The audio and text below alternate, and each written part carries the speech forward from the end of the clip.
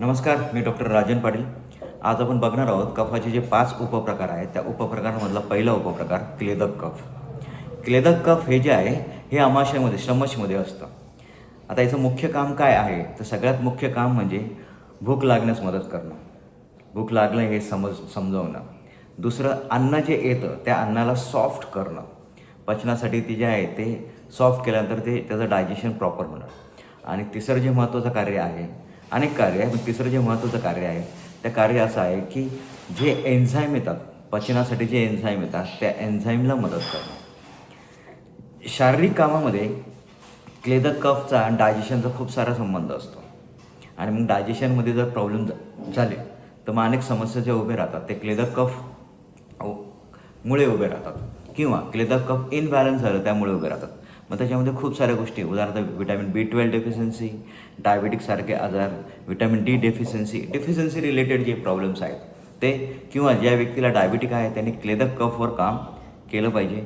ज्या लोकांना नुकताच डायबिटिक सांगितलं आहे त्यांनी जर क्लेदक कफ मेंटेन केलं, बॅलन्स केलं, तर डायबिटिक रिव्हर्स होतो, 100% होतो. हे झालं शारीरिक कामं. पण शारीरिक कामांबरोबर क्लेदक कफ जे आहे ते मानसिक काम पण खूप करतं. मागे आपला विषय झालेला आहे की आयुर्वेदामध्ये शारीरिक, मानसिक आणि आध्यात्मिक ह्या 3 गोष्टींचं बेस एक असतो. तुम्ही शरीरावर काम करा, मानसिक जे प्रॉब्लेम्स आहेत ते पण सॉल्व्ह होतात. कशा पद्धतीने आपण ते मागच्या वेळेस बघितलं, किंवा नाडी परीक्षेच्या कोर्समध्ये आपण बघतोय. तर मानसिक काम काय आहे क्लेदक कफचं? तर शांतता प्राप्त करणं, समाधान, तृप्ती, ह्या ज्या गोष्टी आहेत ना, ह्या क्लेदक कफ जर शांत असेल किंवा क्लेदक कफ जर बॅलन्समध्ये असेल तर ह्या गोष्टी आपल्याला मिळतात. पूर्वीचे लोक असे म्हणायचे की पोटामध्ये गडबड आहे का, कारण की चिडचिडपणा होतो आहे, पित्त वाढलं आहे की तुझं, वगैरे वगैरे. तर क्लेदक कफमध्ये जर बॅलन्स इनबॅलन्स असेल तर या गोष्टी होतात. पण जर बॅलन्स असेल तर माणसाची सहनशक्ती वाढते, आणि हे खूप महत्त्वाचं आहे.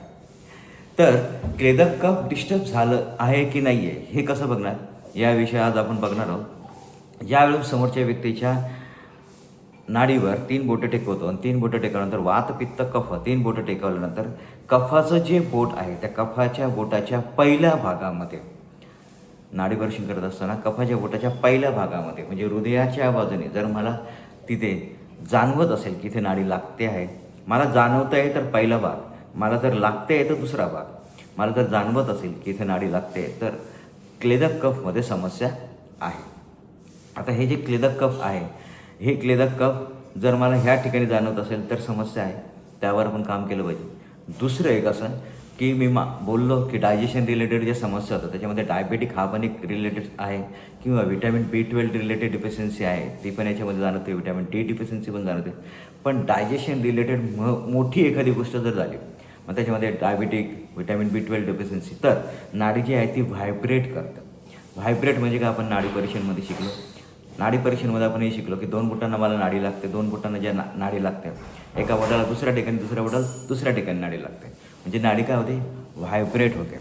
तो व्हायब्रेशन समोरच्या व्यक्तीमध्ये असेल तर आपण त्या व्यक्तीला सांगू शकतो की डायजेशनची समस्या जी आहे ती वाढलेली आहे. मग यामध्ये vitamin B12 deficiency, vitamin D deficiency, डायबेटिकसारख्या समस्या त्या व्यक्तीला असू शकतात. नमस्कार.